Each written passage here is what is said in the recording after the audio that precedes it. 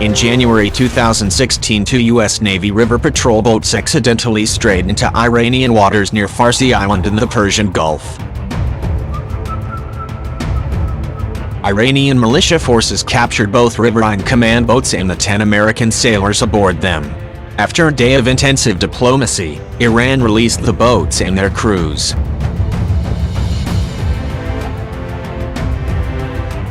The incident was embarrassing to the Navy and its new river patrol force. 3 years later, the Riverine squadrons have new Mark VI boats and a new philosophy, as David Larder explained in July 2019 in an in-depth story for Defense News. The RCBs had 4 mounts that could support a number of heavy weapons to defend the boat, Larder wrote. The Mark VI is in another league altogether. The 12 Mark VIs in the Navy inventory boats 4.50 caliber machine guns and 2 25mm cannons plus 10 sailors per boat. We've demonstrated that we can sustain a firefight for 45 minutes in the Mark VI, Senior Chief Derek Cox, a Riverine trainer, told Larder. The new Mark VI has a communication suite that well exceeds that of the RCB, Larder added. The new boat can connect with the fleet via Link 16. It also has high and ultra-high frequency and satellite comms so shoreside controllers won't lose track of the boat, as happened during the Farsi Island incident.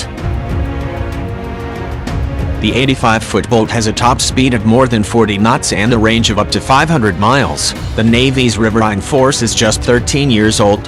After a long period without dedicated Riverine forces, the Navy stood up 3 Riverine squadrons beginning in 2006. Starting in 2007, the squadrons took turns deploying to Iraq to patrol around the vital Haditha Dam in the western part of the country. During initial deployments, the squadrons managed to field just 4 boats. The Navy had a huge Riverine force during the Vietnam War, but disbanded it following the end of that conflict. The need for new Riverine forces was highlighted in the middle years of the Iraq War.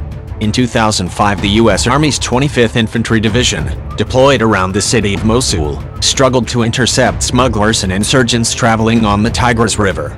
The Army improvised its own Riverine force, piling heavily armed soldiers into engineering boats. It was a stopgap solution, at best. The Navy's Riverine sailors fall under Naval Expeditionary Combat Command headquartered in Little Creek, Virginia.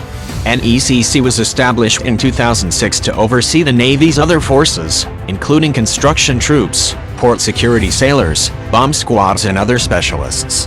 Today the Riverine units maintain a steady presence in the Persian Gulf, navigating shallow waters alongside the Navy's larger Cyclone-class patrol boats.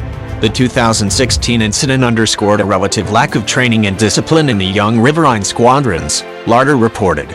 Vice ADM Kevin Donegan, then commander of 5th Fleet, determined that the Riverine crews were insufficiently trained prior to departing for deployment, Larder wrote.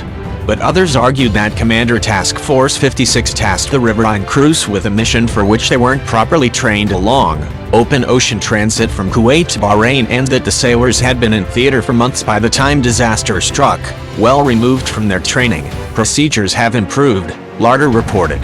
Since the Farsi Island debacle, NECC has worked to close the gaps that contributed to the incident. Up and down the chain of command, the Navy has boosted and improved training and communication. Watch standards in the operation centers that lost track of the RCBs as they got lost and bumbled their way into Iranian waters receive more training and are more fully appraised on the individual boat crews, their strengths and weaknesses, and what exactly they've been trained to do. The turnover process in theater has also been greatly improved and is overseen by both the operational command in theater and by the administrative command, which is responsible for providing a manned, trained and equipped force to the operators. The Navy is considering further enhancing the Mark VIs, according to Larder. One possibility, using the Mark VI as a mothership for swarm attacks in conjunction with new 40-foot patrol boats being introduced to the force, operating unmanned aircraft for over-the-horizon surveillance, operating autonomous wave runners for various missions. We spend a significant amount of time talking about a combat mindset, understanding that contact with the enemy is a plausible scenario that they need to be ready for mentally, physically and tactically, Commander Mike Ray, head of Coastal Riverine Group 1, told Larder.